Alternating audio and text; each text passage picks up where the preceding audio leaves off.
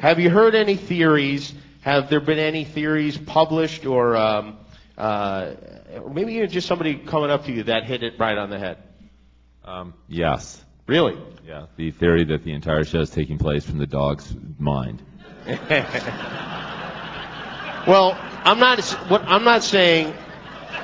I realize we're not going to get any of those secrets out of you, but what I'm saying is, I'm not asking you to tell us what the theory was, but has anybody guessed it? Has anybody that you've read or spoken to really figured it out?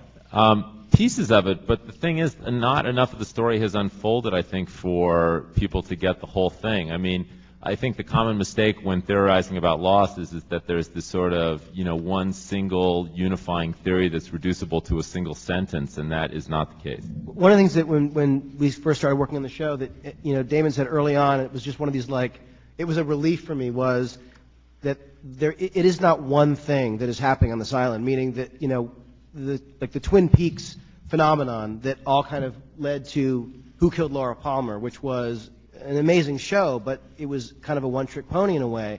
And even if that wasn't the case, even if the show had been able to go on, and I wish it had, but the fact is the show made itself about that one question.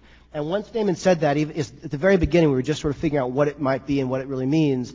It suddenly kind of was a relief for me because I felt like we weren't looking for that, like you said, that one singular thing.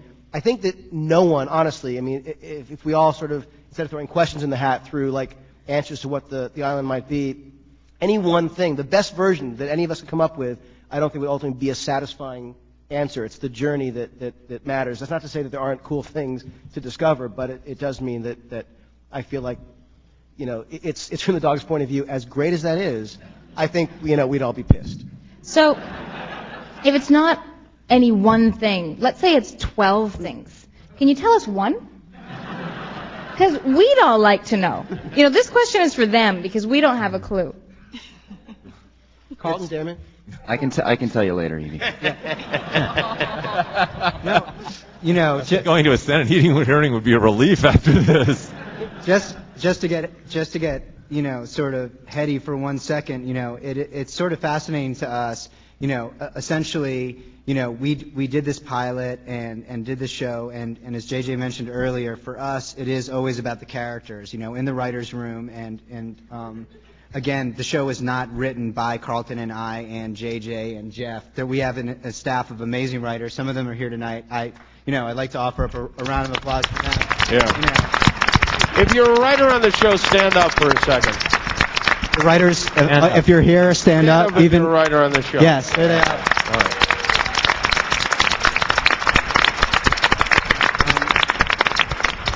Those are the guys you get hold of, right there. Yeah. They don't make zillions of dollars. One well-placed hooker, and you can know the whole thing. Not even. I didn't say anything. Well placed. But the idea fundamentally of we were asked almost out of the gate. We need to know what it is. We need to know that you're not making it up as you go along, and we need to know that you have an exit strategy. And suddenly, all these things, you're watching on the news. The current climate that we're in, and sort of this, this post 9/11 world where people sort of need clarity and to know that there is a plan in place. And for us to sort of ever say, hey, we're just making a TV show, it's fun, we approach it every week as, this week's a Jack episode. We're going to tell you a really kick-ass story about Jack that's going to emotionally answer a mystery about him. And we answer mysteries all the time. If you watch the pilot, most of the things that we posit in that pilot, we have told you by now. You know who was on the other end of that transmission, and you've seen the monster, and you know what Locke's secret was, and you know what Kate did. All those things have happened, but fundamentally the question that everybody wants the answer to is, what is the island? What is it? Why are these weird things happening to these people? And the minute that you give that up, the show's over. You've given up Who Killed Laura Palmer. So you will not reveal that until the last episode. Till the end of the show. I mean, I think the other thing that compounds this is that there is no defined endpoint to the show. If you read Harry Potter books, you know that they're going to end after 7 books, and that gives you a sense of satisfaction that she knows what she's doing, that there is an ending.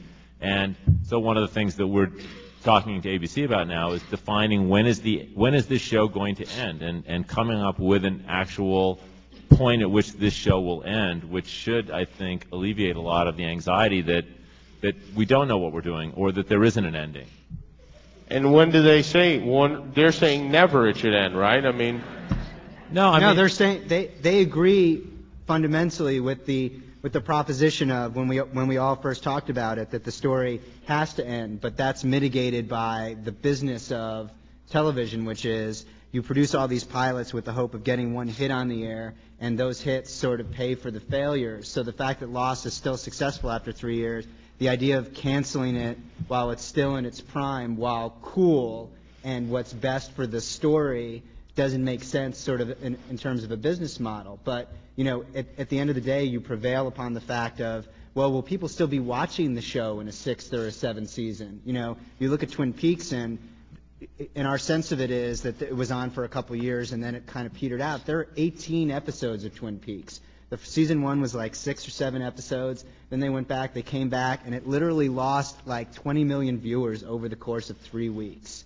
You know, so we really feel like there will be We're filming our like 62nd episode or something like that. So, you know, you basically... Yeah. But maybe a better example to compare to is the X-Files, which is a show that was a great show, and that people wanted to know what was going on. And at first it started out, it was kind of the show was, they'd solve cases in each episode, but as it went on, you realized that there was something happening there. But by the time they got around to telling us what was happening, we didn't care that much anymore. But conceptually, the premise of, I mean, that's a good example, and I think that in some way, thanks, Jimmy. In some way, it's a cautionary tale, I guess. Although, you know, it was one of our favorite shows. But I think that you know, that show conceptually was such a different beast because you had the sort of franchise of here we are in, you know, in our reality, and every week the weirdest shit ever is happening somewhere, and you had to go somewhere. So you know, the Lost premise of these characters on an island, and really the flashback structure came about because, you know, we realized we need to get off that island. Like, you can't, you know, to only be there. And while there are some episodes that have had more island-centric stories and others that have had, you know, more flashback-centric, it's a very difficult place to say that'll be on 11 years.